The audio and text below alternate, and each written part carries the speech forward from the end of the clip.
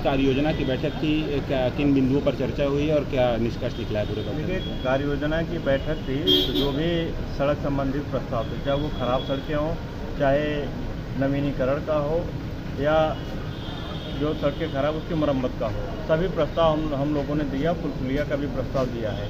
देखिए, प्रस्ताव देना या कार्य योजना में शामिल कर लेना कोई बड़ी बात नहीं है, क्योंकि हम लोग तो हर बार प्रस्ताव में और कार्य योजना में शामिल करा देते हैं, लेकिन कार्य हो नहीं रहा है। पिछले 2 सालों से हम लोग के यहाँ नवीनीकरण का कोई काम नहीं हो रहा है, ना तो सड़कों का चौड़ीकरण हो रहा है। प्रस्ताव हर बार लिए जाते हैं, कार्य योजना हर बार जाती है।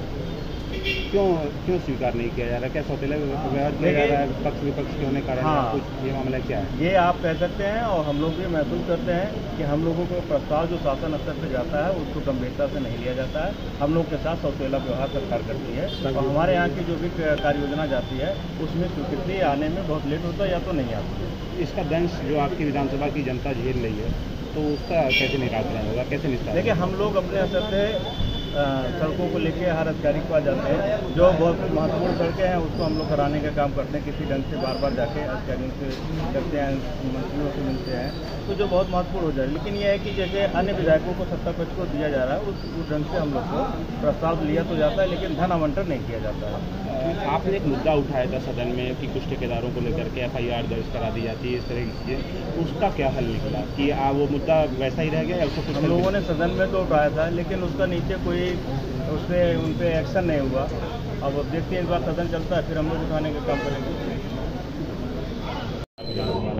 अभी जो DM साहब ने PWD की बैठक बुलाई थी, उसमें जो हम लोग को विधानसभावार जो हम लोग से प्रस्ताव मांगा गया था उसमें ये पूछा गया कि प्रायोरिटी के तहत आप जो प्रस्ताव देना चाह रहे हैं उसको प्रायोरिटी के तहत आप लेटर पैड पर लिख के दे दीजिए। इसको शासन में भेजने का पूरा प्रयास होगा कि प्रायोरिटी के तहत शासन से बजट आ सके, जो ये कार्य मरम्मत जल्दी से जल्दी उसको कराया जाए। यही आज की बैठक में मेन मुद्दा यही है। अभी आपके एक साथी विधायक गए हैं, वो कह रहे हैं कि प्रस्ताव लिया जाता है लेकिन उसका कुछ निष्कर्ष नहीं निकलता, ना कोई काम हो पाता है हम लोगों का। ये भारतीय जनता पार्टी ये तो पिछले बहुत दिनों से केवल प्रस्ताव ले रहे हैं, कुछ विकास कार्य इनका धरातल पे नहीं आ रहा। अभी हमारे माननीय DM साहब से और माननीय मंत्री जी से हमारी बात हो रही थी। मैंने उनसे एक ही सड़क के बारे में पूछा कि जो छुंछा घाट से लेके करंजाकरा मार्केट तक जो सड़क है उसको क्यों नहीं बनाया जा रहा है, तो उन्होंने कहा कि उसका चौड़ीकरण के लिए प्रस्ताव भेजा जा चुका है, उसका बजट आएगा। इसकी मांग मैं 2020 से कर रहा हूँ, 2020 से लगातार उस सड़क की मांग कर रहा हूँ। तो मैं माननीय मंत्री जी और DM साहब से एक ही सवाल पूछ रहा था कि क्या 2020 से इसका प्रस्ताव बना के भेजा जा चुका, अभी तक इसका बजट नहीं आया? तो उन्होंने कहा ऐसी बात नहीं है, इसका चौड़ीकरण के लिए प्रस्ताव भेजा जा रहा है। तो हमके पहले कम से कम आदमी को पैदल चलने के लिए बना दीजिए।